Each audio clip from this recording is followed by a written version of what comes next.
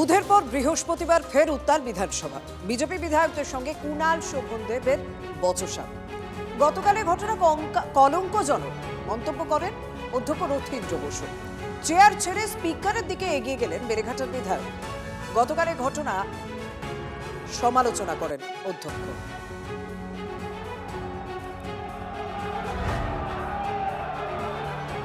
বিষয় বলবেন, ফার্স্ট বলুন।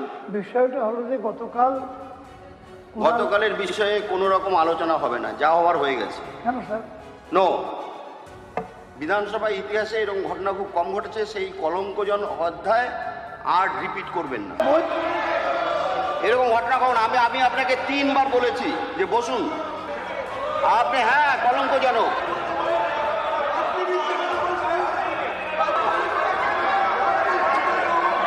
আপনারা সবার কাজ চালু করতে দেবেন।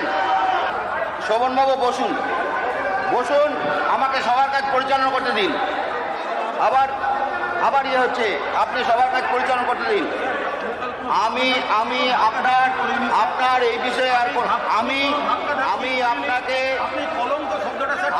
আমি ঠিক বলেছি, কারণ ঘটনা আছে একদম। আমি ধাক্কাধাক্কি করিনি, আমি কোনো ধাক্কাধাক্কি করিনি। আপনি বসুন, আপনি আপনার নিজের জায়গা বসুন। আপনাকে সম্মান করি, আপনি নিজের জায়গায় বসুন।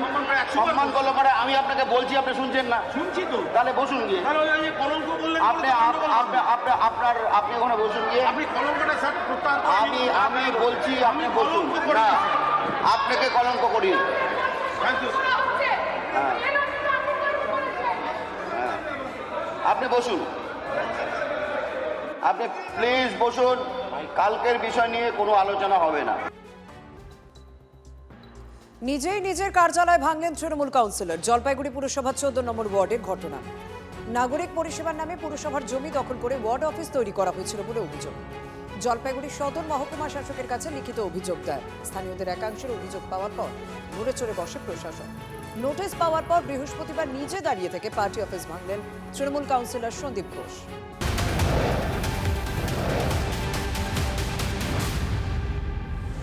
পুলিশ দেখে পালাতে গিয়ে ঘিস নদীর মাঝখানে আটকে গেল পাথর বোঝাই ট্রাক্টর। অল্পের জন্য প্রাণে বাঁচেন ট্রাক্টর চালক। অবৈধভাবে ঘিস নদী থেকে পাথর তুলছিল পাচারকারীরা। দুপুরে আচমকা নদীতে পৌঁছে অভিযান চালায় মালবাজার থানা পুলিশ। পুলিশের সামনে ট্রাক্টর নিয়ে নদীপথে পালানোর চেষ্টা করতে গিয়ে ঘিস নদীর মাঝখানে জলের স্রোতে আটকে যায় এই ট্রাক্টর। কোনো মতে ট্রাক্টর থেকে নেমে পালিয়ে প্রাণে বাঁচেন চালক।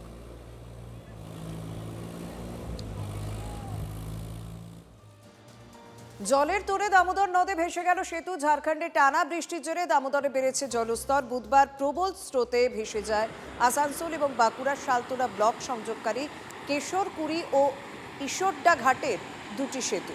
আজ ভেসে যায় কাকুরাকুড়ি ঘাটের কাঠের সেতুও। দুদিনে পরপর 3টি সেতু ভেসে যায়। স্বাভাবিকভাবেই বার্নপুরের সঙ্গে বাঁকুড়া এবং পুরুলিয়ার যোগাযোগ বিচ্ছিন্ন হয়ে পড়েছে। এই সেতুগুলি দিয়ে দ্রুত বার্নপুর থেকে বাঁকুড়া এবং পুরুলিয়ায় পৌঁছতে পারতেন বাসিন্দারা।